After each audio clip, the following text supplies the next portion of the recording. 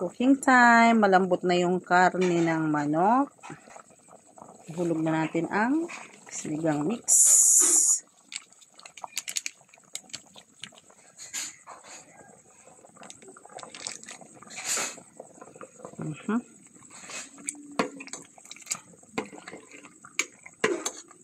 Yan, nilagyan, walang sili. Walang hinog na sili. Kaya, nagpakulang ako ng 2 piraso. Nagpapitas sa tanim namin. Okay, mix natin maigi.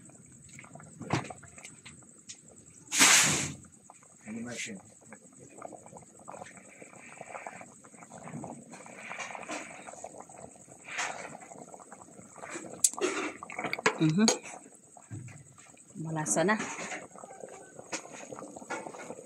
Pwede na nating ihulog yung bunga ng malunggay. Libre lang po yan dito sa bakuran.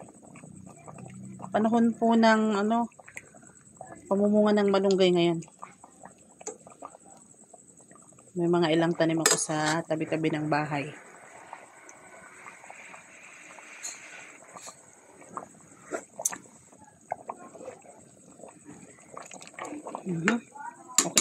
Okay na. May kunting patis pa.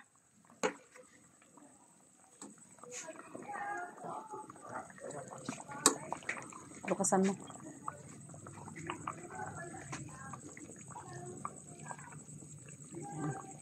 Okay, kunting patis pa. Sabi ko nga, mas malasa ang luto kapag patis ang ilalagay. Pero depende sa patis ito. Lawrence patis.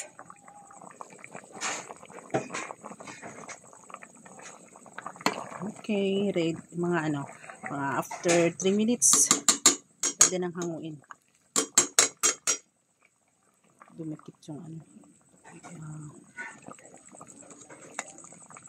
sinigang mix.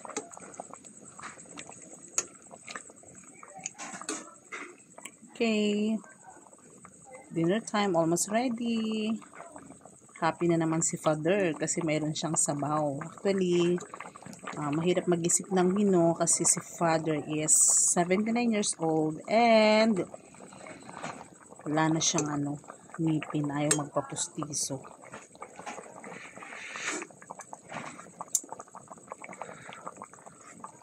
Okay.